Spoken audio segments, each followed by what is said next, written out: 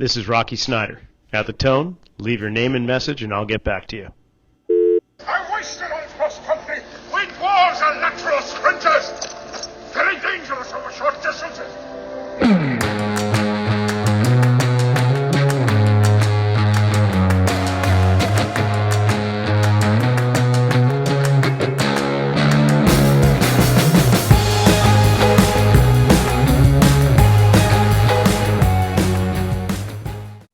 Hi guys. Well, in case you're wondering what I'm doing back, no, Rocky isn't interviewing me a second time.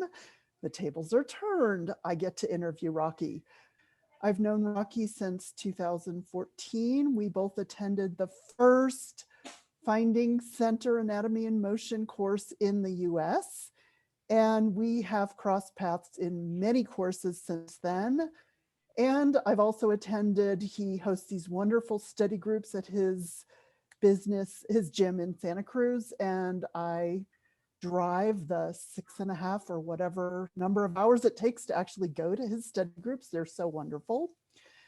But I'm actually gonna start with, I've heard you on quite a few podcasts, Rocky, both as the interviewer and interviewee. And there's often some little bit of sports banter. So my turn.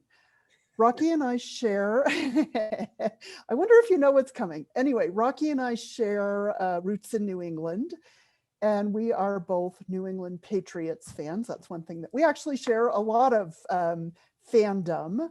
I grew up going to Bruins and Red Sox games back then. The boys brought us because the girls could sneak the beer in. So been to quite a few games myself. And I'm just wondering, okay, for those of you who are not American or not football fans, the New England Patriots, our American football team, has won 6 Super Bowls since 2002, between 2002 and 2019, which is a really big deal. And the quarterback in all of those was a man named Tom Brady. And Tom Brady just recently won his 7th Super Bowl, but it wasn't with the Patriots. And I'm just wondering how that felt for you, Rocky. It felt, I was excited, but it also felt really weird. And I thought of you, and I'm just wondering, what was your Well, experience? it's not feeling as weird as being on the receiving end of this interview, that's for sure. But no, Margy, I love it. I love this idea that you had. Hey, because first, to answer your question, I loved my NFC New England Patriots, otherwise known as the Tampa Bay Buccaneers. I've been following them all season. Okay. I love it. I just, Tom, I love watching him play, and it doesn't matter what jerseys he's wearing. I was rooting. I was so excited. It's as if we were watching the Patriots in the Super Bowl again. So that was amazing to have 7 Super Bowls, more than any other franchise, let alone player. Just remarkable. So I am stoked. And yes, I'm a diehard New England fan. I have changed affiliations when it comes to hockey. I am a San Jose Sharks fan, diehard with that. But I do love the Bees. I still love the Bruins. And when it comes to soccer or San Jose Earthquakes, I would love to be. And my Premier League team is the Hotspurs, the Tottenham Hotspurs. But in locally, yeah, San Jose Earthquakes. So there you have it. All right. And just for the record, for those who don't know, Tom Brady is 43 years old. Whoa. Amazing. Okay, so we are going to dive into the meat of the interview now. Okay. But before I go into a list of all of Rocky's accomplishments, and I actually had to write a cheat sheet because there's no way I was going to remember all of them. But before I dive in, I'm going to say that to me, I'm going to call Rocky the magician. And what I mean by that, you may be familiar with a man named Tim Harris who wrote a book and got really, really, really rich called The 4-Hour Week and The 4-Hour Body. But Rocky, I think, has invented the 48-hour day, because there's no way he's getting done everything that he gets done in 24 hours. No way, even if he never sleeps. So he's a magician. I'm going to list his accomplishments. So he has written 4 books. And the most recent, which many of you may be familiar with, is called Return to Center, with a foreword by our very own Gary Ward. inspired a lot by Gary Ward or Anatomy and Motion in general. And if you don't own it, get it. It's a fabulous book, whether you're a strength and conditioning coach or not. I am not. I learned a ton. Really well written, great book. He's a business owner, and it's quite the business. I've been there. I know you've moved locations since I was last there, but it's the same business. He's a presenter at conferences, and as far as I can tell, both academic and professional conferences. Is that correct? And I'm just going to guess, pre-COVID, you were flying off 4 or 5 times a year to go present. Does that sound about right? Something in that book? 3 or 4 times a year, about every quarter. Okay, but a bunch. And since COVID, you've been still presenting at virtual conferences.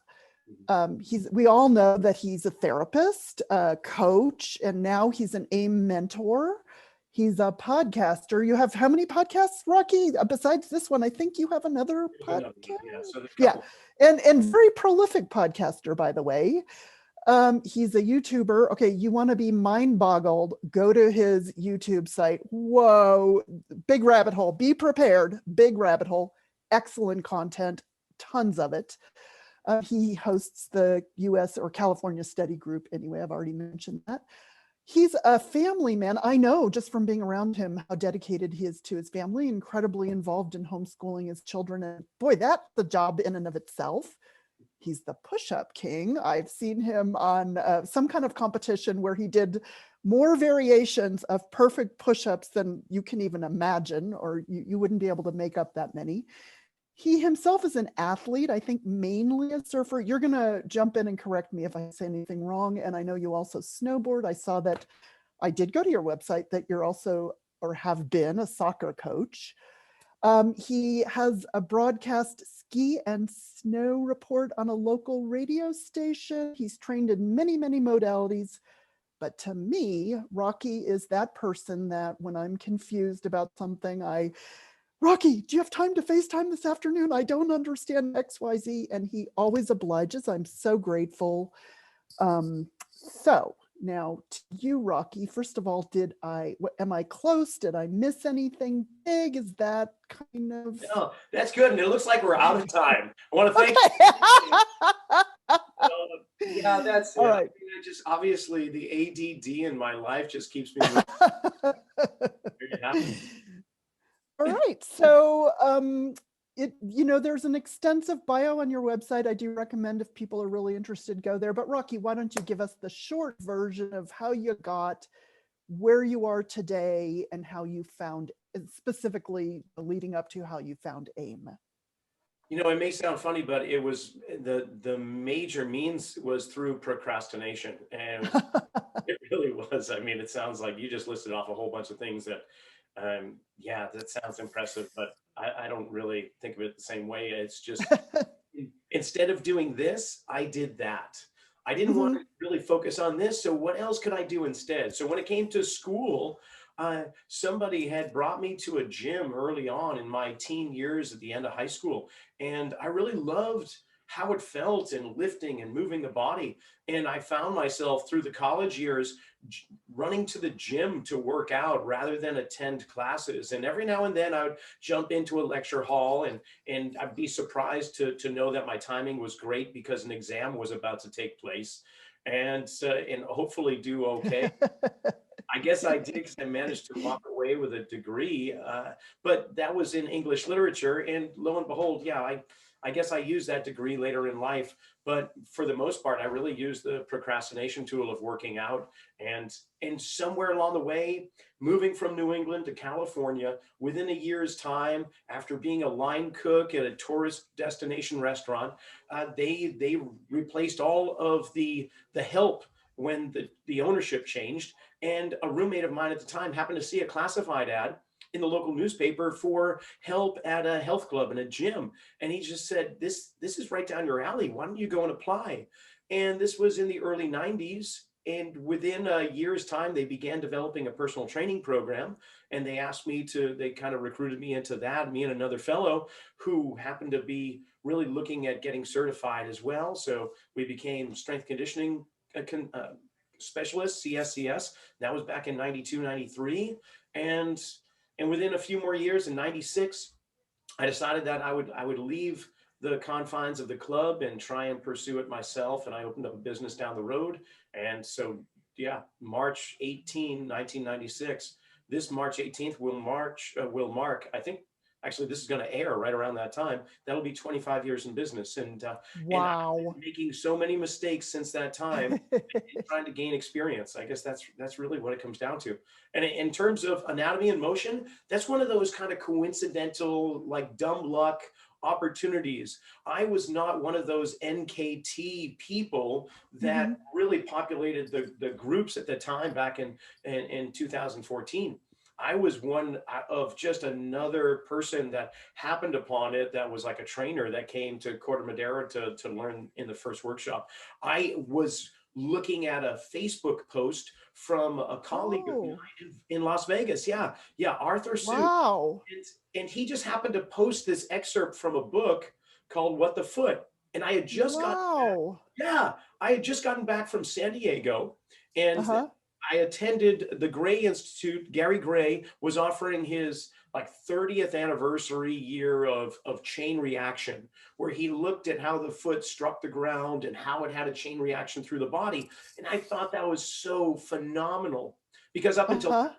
I was doing a variation of the Egoscue method with some other kind of, I'll say, energy work from an osteopath here in town called Fritz Smith, who does his book Inner Bridges and Zero Balancing. I was kind of Uh-huh. delving into that a little bit. So I've been a zero balance practitioner for a while. And that was just a lucky thing that Wow. I found into, because it just so happened the zero balancing headquarters was right here in Santa Cruz. After reading I his had book, no idea oh yeah. about that. Yeah. I So mean, I thought I knew everything about you. no, no. So I was really into the energy of the skeletal Yeah. system, and then doing the Egoscue method. We were looking at the spine, the pelvis, the shoulders, and the head, but we never really delved down into the feet. And then when Gary's course of chain reaction, Gary Gray that is, came Yes. around, I gobbled it up, and it was so almost, it was emotional. Like the response I was getting in that weekend course was amazing. And then I read this excerpt of What the Foot, and I was going, oh, this is just like every Mhm. sentence was a dinner that I was eating up.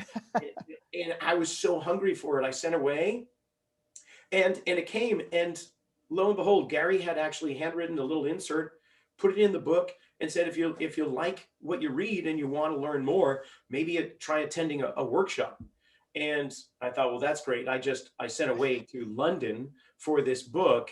And up until right to this moment here, I have never been to Europe. I've only stayed in North America, and a little bit down into over to Hawaii for little surf trips and whatnot, but never. And I thought, oh yeah, great. I'm married, 2 kids with a business. The likelihood of me traveling to London, forget about it.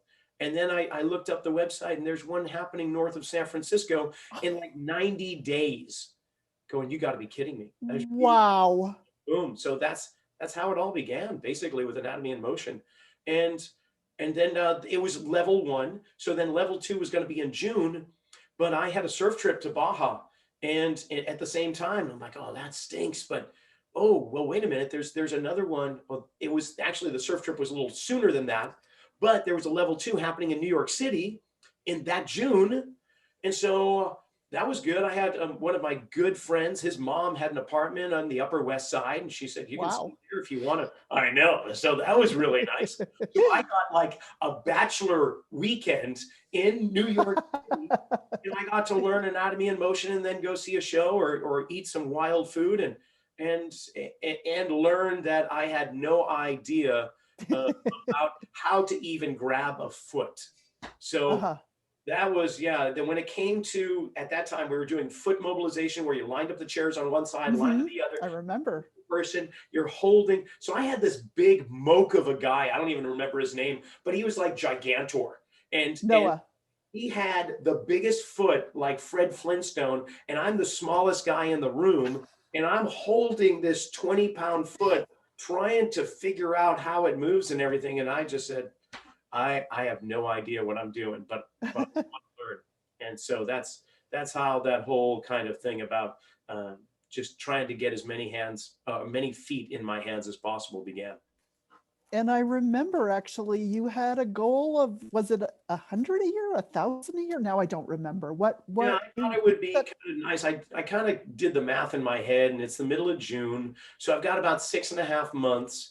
And if I saw, basically less than 100 people, if I could get my hands on 2 or 3 feet a day, of course, Uh-huh. pairs of feet, I thought I could get to 1,000 feet, Okay. 500 Okay. pairs by the end of Okay. the year.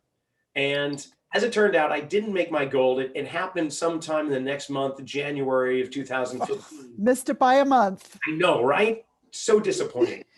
But the best part of it, where I really amped up my appreciation of the, or accumulated the numbers, was I was invited by our local hospital that I have a kind of a partnership with. We do classes for them, and they said, well, we have a women's health fair coming up at a local hotel. Do you want to have a booth? And I thought, yeah, that'd be great. And so I got to the health fair, and people had set up all these tables with apron covers, and they put out these little treats or widgets for giveaway, Uh-huh. little tchotchkes kind of thing. And I had some business cards and a couple of like stickers, and that was it. And I was just sitting at a table going, I have no idea what I'm going to do. And then I thought, oh, this might be an opportunity to do some foot mobs. And so I took the 2 chairs and put them on the outside of the table, facing Uh-huh. one another. And then I just went to the outside of the table and I just sat down. And that's all I did. I just sat there and I waited for women to pass by. And they were all lining up on all these other tables. And one woman, I swear, one woman came by and she just looked down at me and she's like, well, so what are you doing? And I said, well, I'm offering like a foot massage, kind of. I just want to explore and move your feet around. And she said, oh, honey, all right. So she sat down, kicked off her shoes, and I just started doing the foot mobilization. Well, you can imagine what that would be like, when there's a whole bunch of women in a room and there's this guy sitting in a chair looking like he's trying to fit shoes on somebody, but he's just manipulating their foot. And Brilliant. oh yeah. So another woman came by and said, oh, well, I want that next. And before you knew it, I had the longest line of ladies out of any table, and everybody else in the booths are going, well, what the heck is he doing? And they had to, I would just say, well, here, come back after this woman. I know you're in line. Just go ahead and go to the rest. And I don't know how many feet I grabbed over the course of 3 hours or so, but it was quite a bit. It boosted me closer to that 1,000. I'll tell you that. And one of the women came by and she had been really feeling a lot of diabetic leg pain. And she had been suffering from it for the longest time. And she said, will this help me? And I said, I have no idea. All I'm doing is just, can I get your bones to move and feel what it's like? But you're welcome to see what it feels like. And she was one of the first. And about a half an hour went by, and she comes back and she just taps me on the shoulder and she says, I have to tell you, my pain is gone. I've never felt that before. And this is my friend. I told her all about you. You have to feel her feet. And I was like, wow. I don't know. Wow. That was amazing. And I don't know if it was a placebo effect, if it was something that I did. I have no idea, because I was fumbling around like a junior high school kid trying to undo a bra strap. I'm just like, I have no idea what I'm doing. But over time, you get to feel the subtleties. And I look back at, like, when I just look at a foot now, it is so different than the first big Moke's foot that I was holding in New York. Yeah. Yeah. Wow. What a story. That was fun. So I'm wondering also, in our field, loosely called field, movement, the broad spectrum of movement practitioners of all kinds, there's kind of a spectrum, and it's a little bit fuzzy, from pain alleviation to maybe fitness and prevention to performance improvement. And I know within our community and on the AIM forum, we've got people at all parts of the spectrum, and some people span the whole spectrum. And I'm wondering, I'm guessing that you came from mostly performance improvement and sort of fitness and prevention realm. Yes. When did, that's a guess, but just from reading your bio, but when did you sort of move into the more therapeutic realm, and where are you today? Are you all over the spectrum, or are you mainly in the therapeutic realm? Because, you know, within the AIM community, we know you mostly within the therapy realm. So just curious. Sure. So obviously, yeah, starting with personal training and general population fitness, Santa Cruz is not New York City, LA, Boston. I mean, we're not the urban hub of this area. So when it comes to professional athletes, I've had my share over the years in Olympic contenders or Olympic athletes or uh, however, it's only because they've been passing through or they settle down here, they hear about me and so on. I imagine that if I was over in San Jose or San Francisco, it might be a little bit different because of all the professional sports teams over there. Mhm. But mostly it was general population and fitness. But it was not long into doing personal training that I encountered my first mentor. And it was after a conference I attended in New Orleans. And that was the year that O.J. Simpson was driving down the 405 on a white Bronco or the I-5, whatever it was, because I was heading to the conference and I saw the TV in the lobby of the Holiday Inn we were staying at and going, oh, so that's what's happening back home kind of thing. And Yeah. yeah, so one of the speakers became my mentor because he was talking all about muscular balance and function development and how to use movements and exercise to realign the body, which up until that point we were all doing bodybuilding and powerlifting and even Olympic lifting, which those three things are still what most programs are predicated on. And it's all about just gross force production or aesthetics. And I had so many clients complaining of so many pains that all I was just doing was avoiding the things that cause the pain or trying to, giving them something else. Instead of bench Mhm. press with a bar, it would be a dumbbell or whatever. I didn't really understand. And then with his guidance, I began to understand that the way in which we were designing programs, we're pulling people out of alignment. We're guiding Uh-huh. away from center and not toward a centrated body. And it was a very devastating path of education for me because I was a very popular trainer. Things were going really well there. And lo and behold, the stuff that I was doing was actually harming the people I was trying to help. So that rocked my world. I had to unlearn so many things and try and learn something new, which began to be a cyclical practice of unlearning to learn something more powerful, more efficient, more effective.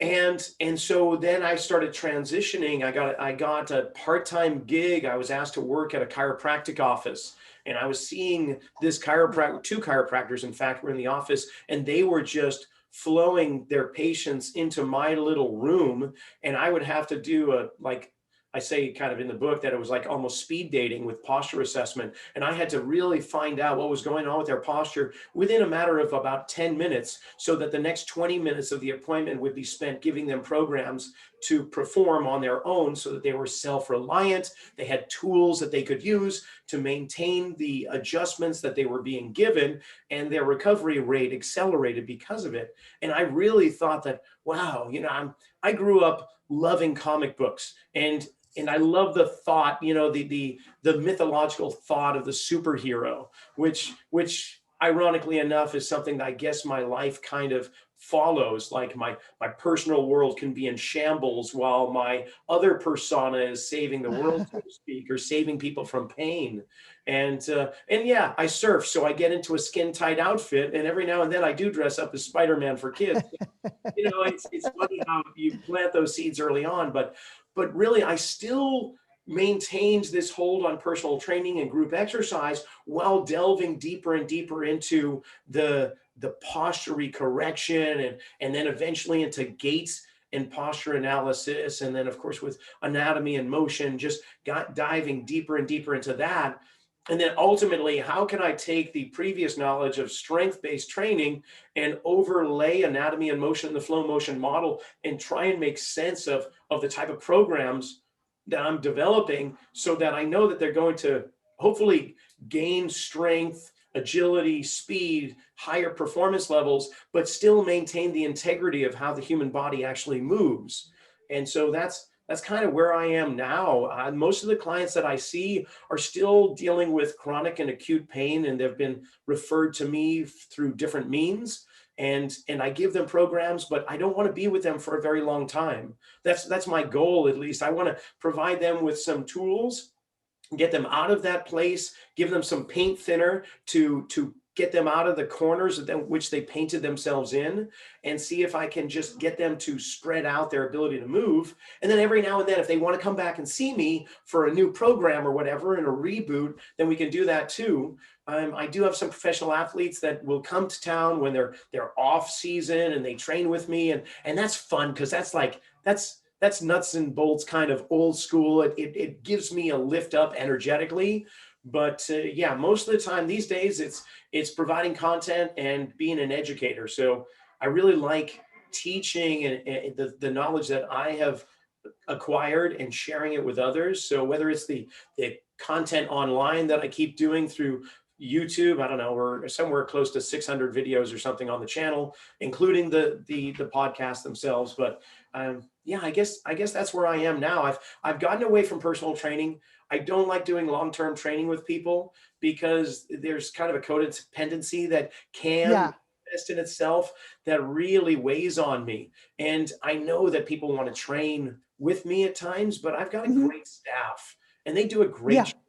And if they want to see me initially, and I'll develop the program, and then I'll work with the rest of the staff to do it. But I need you to leave the nest. I need you to Yeah. go Yeah. and work with the others, so that I can help more people. That's really what it comes down to. And I love presenting. You Perform Better has opened their arms to me, and I'm now part of the Perform Better team. And I just did another presentation about building strength from the ground up and getting the most out of your feet.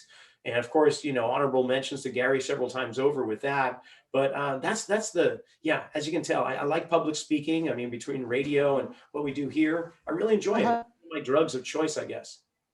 Good. Well, I'm glad you do, because you're very good at it, and I've learned a lot from your public speaking. So my next question is, I know very little about strength and conditioning. I mean, I was an athlete in college, and we had a little bit of strength and conditioning, but honestly, for the women, what I remember is they made barbells with using some kind of bar and cans with cement in them. That was, I think, with Title IX, Good. Old the school. I love old. facilities. I think with Title IX, the facilities have gotten a little better for female college athletes. But so I am curious, um, how has your, well, let me just say that I've worked with a number of people who go to various gyms, and all different kind, Olympic lifting and CrossFit and different kinds of lifting.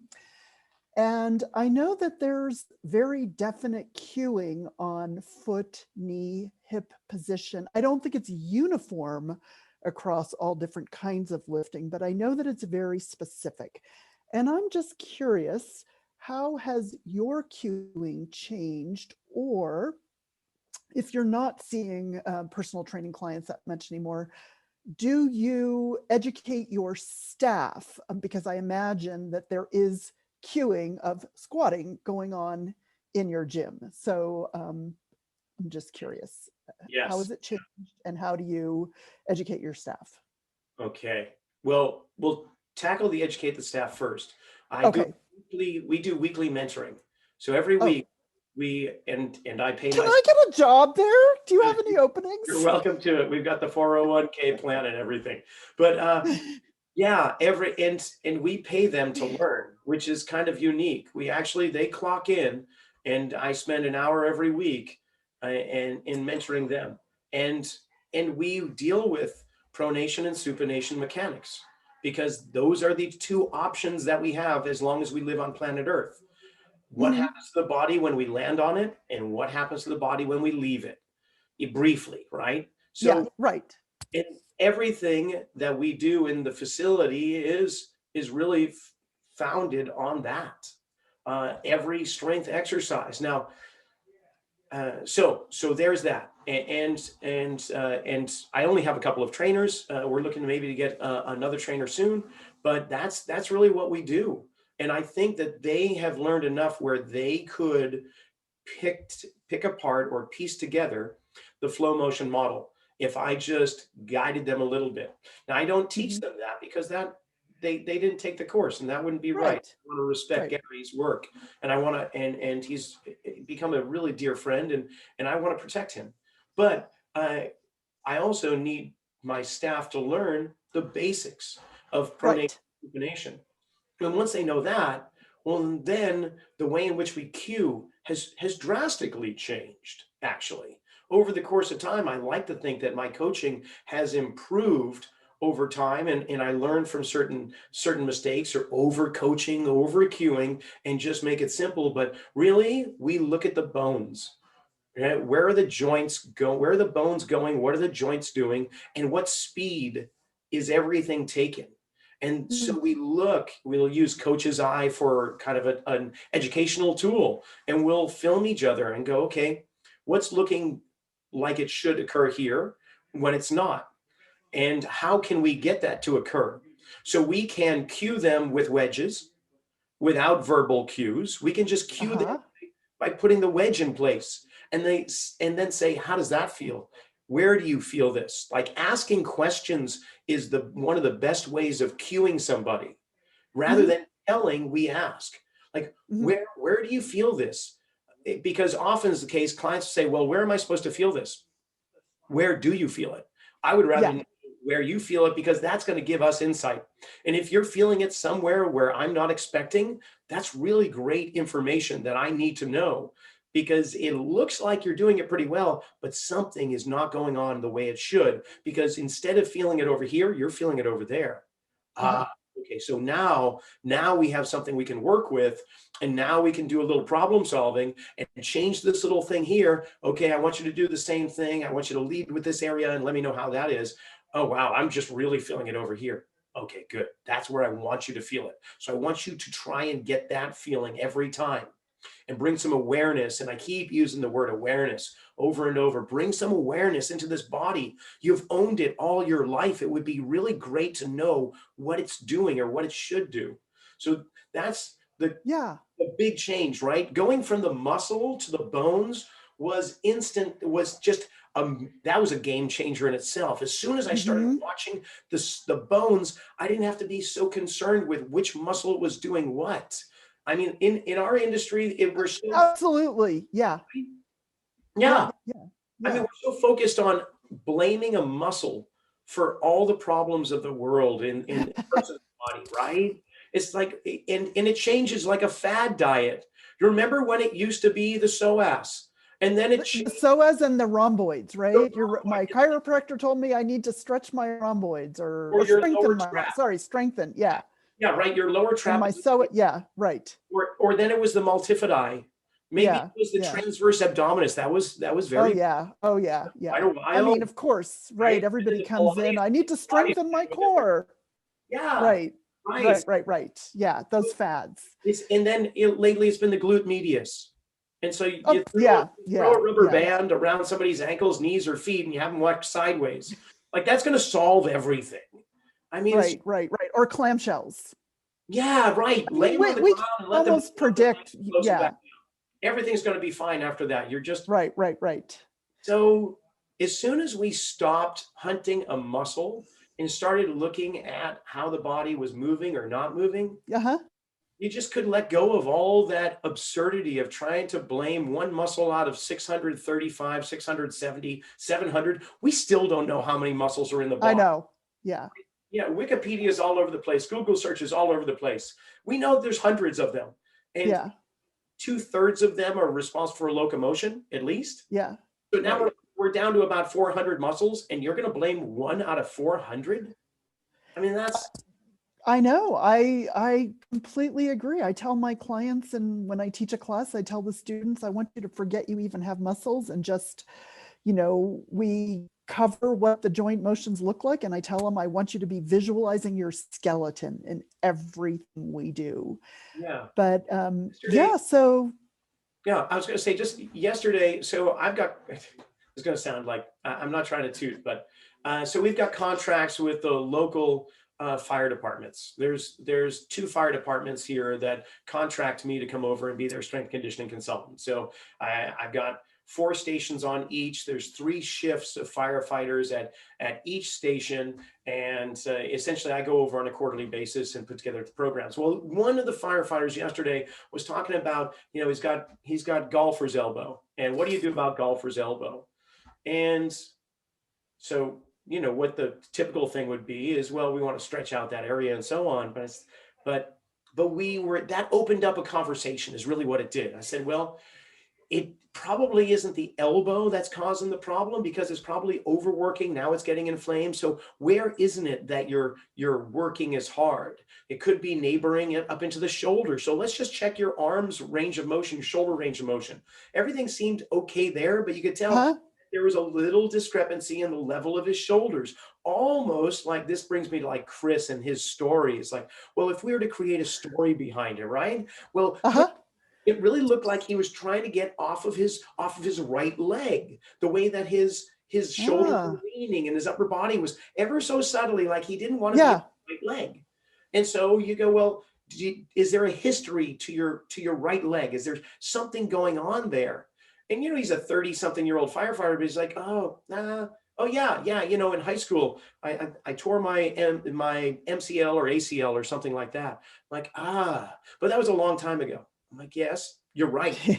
Sometimes it takes a while for things to show up, just like a leaky roof. You wouldn't know it until you saw something happening after many, many rainstorms go by. So we basically gave him a few things to load onto his right leg, and trying to get him to really feel what it's like to properly load and propel off of that knee. And the story. I mean, and then you check in with the elbow. How's that feeling, and so on. Yeah.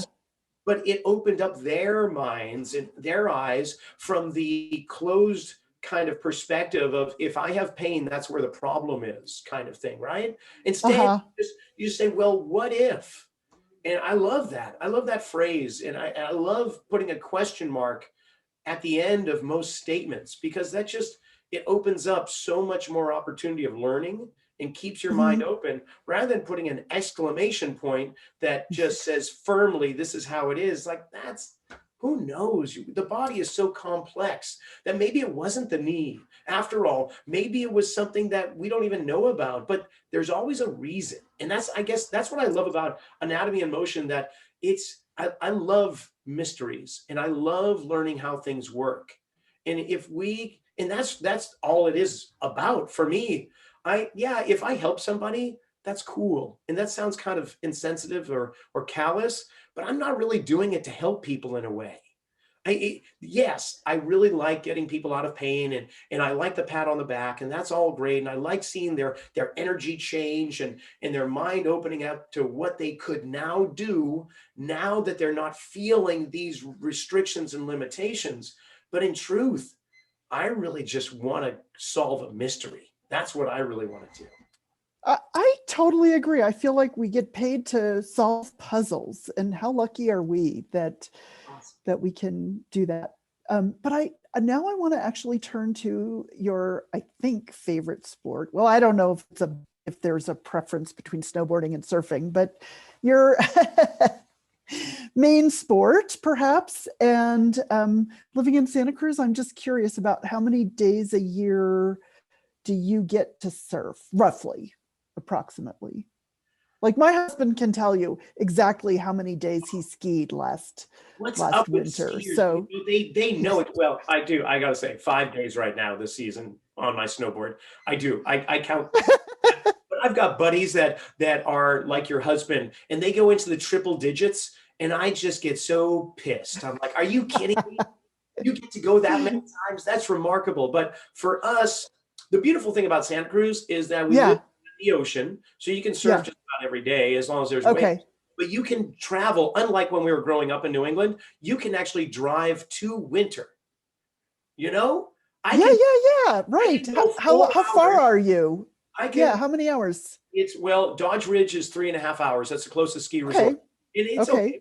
Bear Valley's a little bit more than that, 345. If I want to go to Sugar Bowl, Boreal, Donner Ski Ranch, anywhere there, I'm looking at 4 hours. And if I Okay. want to go to Squaw, I'm at 4.5. So I definitely know the distances to travel there. And the one thing I haven't done, and maybe this spring I will do it, is snowboard in the morning, take off at noon, and just do a half day, and then blaze a trail back to Santa Cruz so that I could surf for a sunset Oh, and do the you have surf to do it. one day. You have to.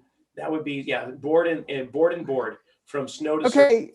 But to answer your question, Rocky. Okay. Sorry. Go on.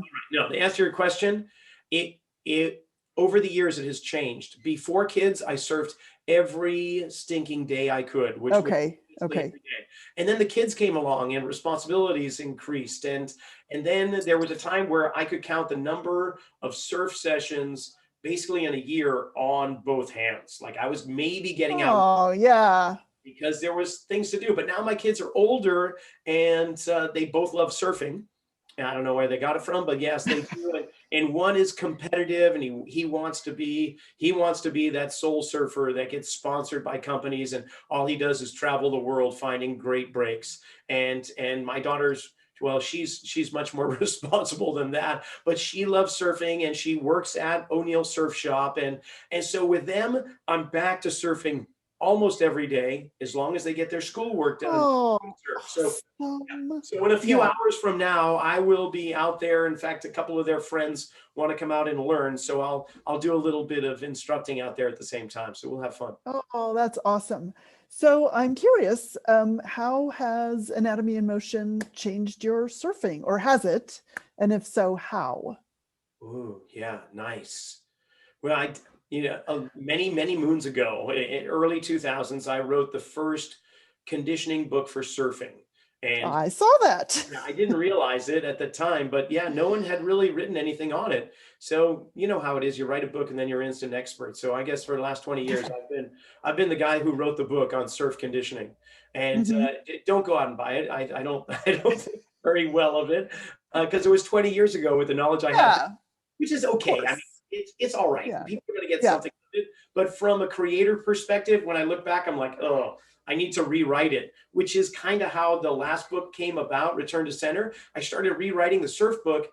And then Dana, my wife, said, this is something different. This is a completely different book. You should just write what you're writing and don't worry about surfing.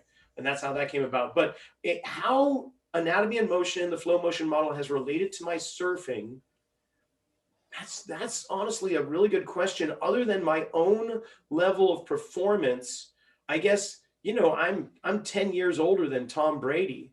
And I feel like, yeah, I'm at that level where I can surf as long as I want. I can paddle any distance I need to.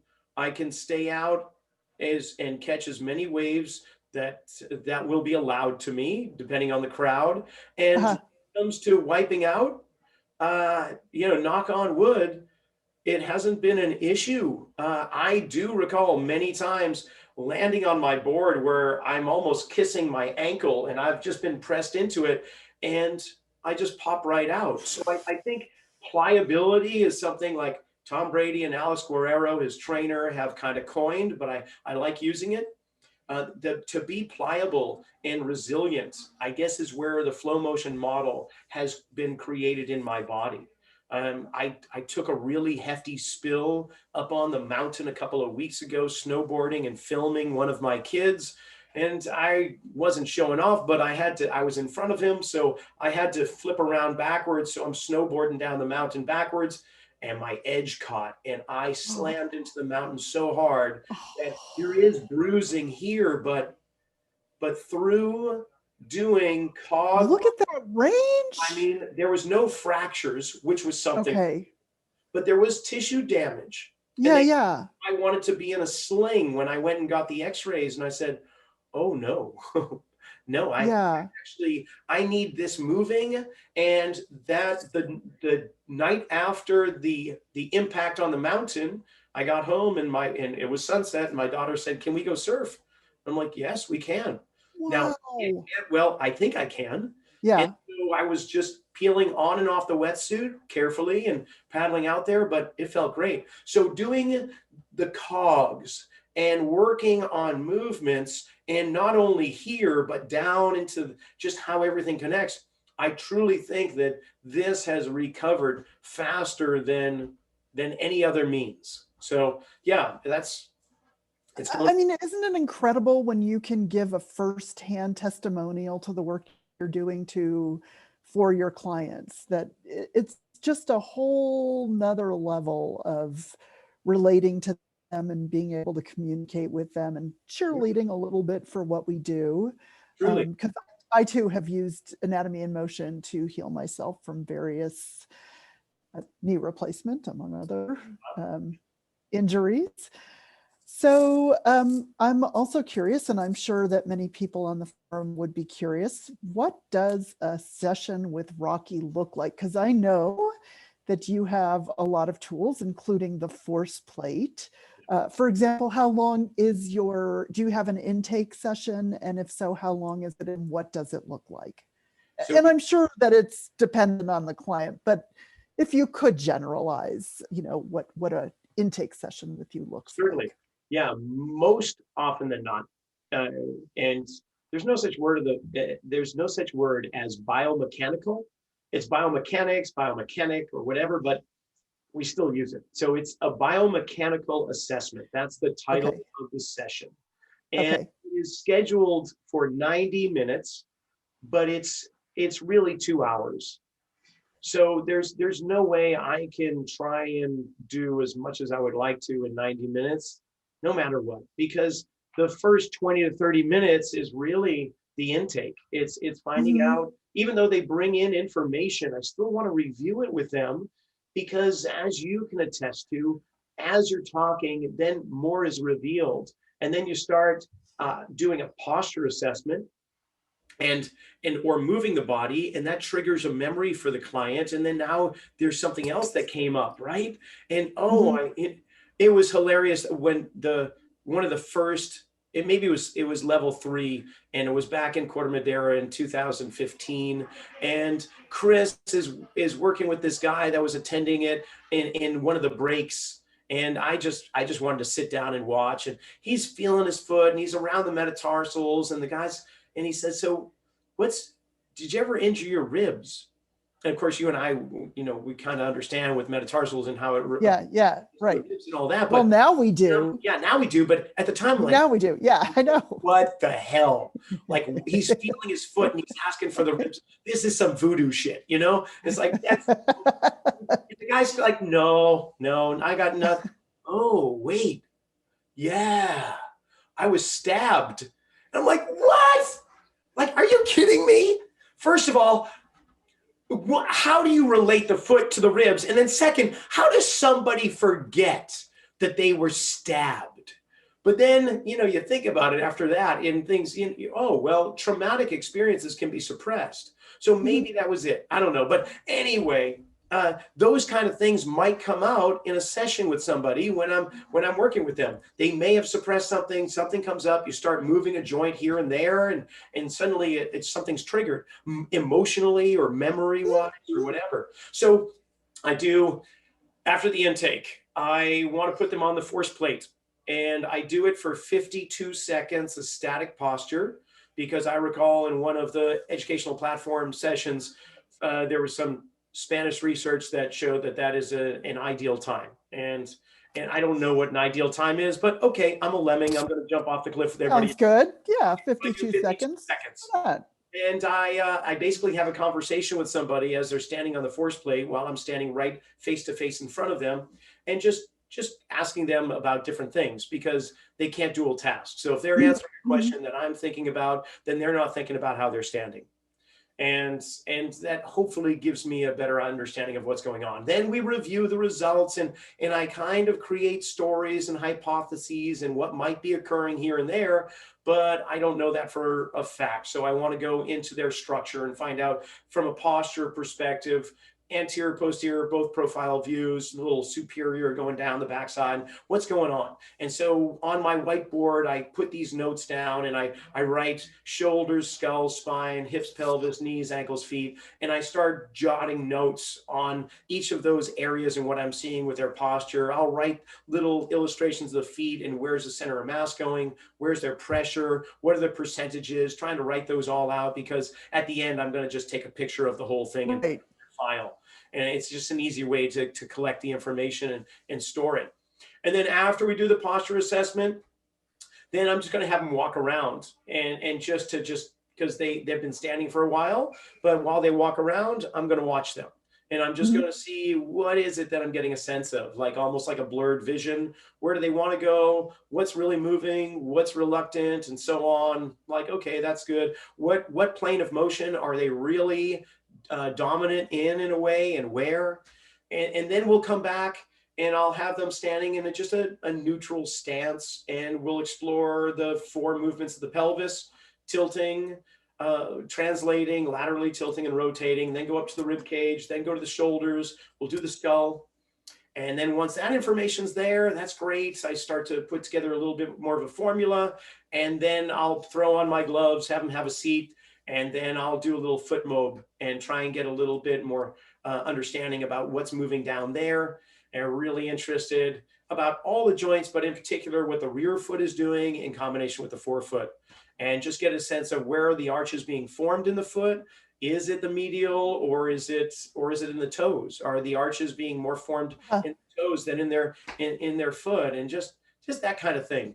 And then we just start to explore different maybe phases that of the gait cycle that they might not experience, and then get a sense of what's working well there, what isn't. And then we might kind of home in and focus into an area, and then not isolate, but can I get that joint to move at a certain speed and in a certain position? And then let's go back to that phase and see how that integrates. Let's reassess. It's this constant assess, reassess, walk around. Let's see how it feels.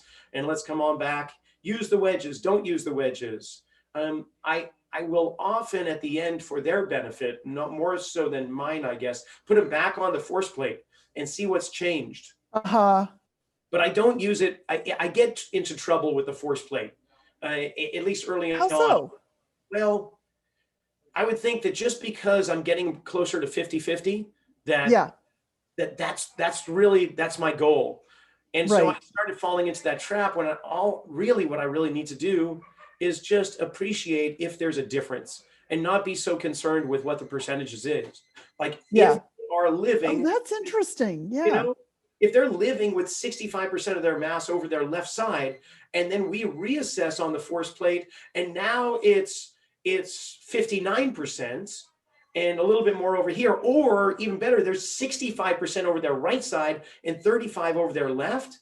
I'm so stoked on that. I am good with that, because Something has changed. Yeah. something's changed. Maybe Something's changed. I know, Yeah. maybe I don't know what it is, but Uh-huh. their nervous system is going to have to adapt, and their structure is going to have to accommodate it. Their muscles are going to have to accommodate it. Everything is going to have to deal with this new place, this new normal from their old normal. And beautiful. And so I don't hold on to the numbers so much when it comes to the force plate. It just gives me a gauge, a guide, really. Okay. So I have just one last question that I'm going to throw at you, and then we'll get all the usual information of how people can find you. Do you have what would you say is your most interesting or most challenging case study? Do you have one? I know that you get like gnarly injuries or injury histories. Is there any one that stands out in your mind as like, wow, this was just such a successful application of the flow motion model? And I'm sure you have many, but is there one that you could just think of for now for this podcast? Yeah, I mean, it's not a mind-blowing one, but it's really cool outcome, I guess. Okay. Where, first of all, I've had some where I have not been successful. So Of course. and I should put those on the Facebook forum from time to time, where I'm just banging my head against the wall, and not that I'm necessarily asking for help, but if somebody wants to throw it in there, I'm not against getting advice and so on. I love learning, but uh, but just to kind of preface this is that there's times where I have no idea, and I get so confused that I just have to go, okay, let's just go back to the basics. Can they pronate? And can they supinate, right? Let's just go back, and I don't care what everything is doing. Let's just start somewhere, and maybe that will be the key to unlock something else, right? But to your question, yeah, I had actually one of my good friends, and he and I moved out west together, and but we don't see each other very often, as odd as that is, because our lives are so busy. He's married with kids and he has his own business too. But he came and saw me because he had fallen while walking his dog, injured his shoulder. He had some knee and low back pain from a sedentary occupation, and he's an avid golfer, and his golf game was the determining factor. He was losing money from his friends when he went golfing, and never before was this happening. So that was the impetus for him to come and see me. And it was a very successful kind of process that I saw with him. And the outcome to this day is that he's playing the greatest golf he's ever played in his life. So but that's not the story. It was his wife, and his wife came in, and he was just getting blown away by the fact that he could move his arm without pain again. And he forgot that he had back issues. After getting back surgery years and years ago, he wasn't thinking about his lower back and that left knee that was troubling him. He was not really feeling it. And then it got to a point where he wasn't even thinking about it. So he wasn't thinking about those things. And it was all occurring over the course of like a couple of weeks, 3 or 4 weeks, a month and a half.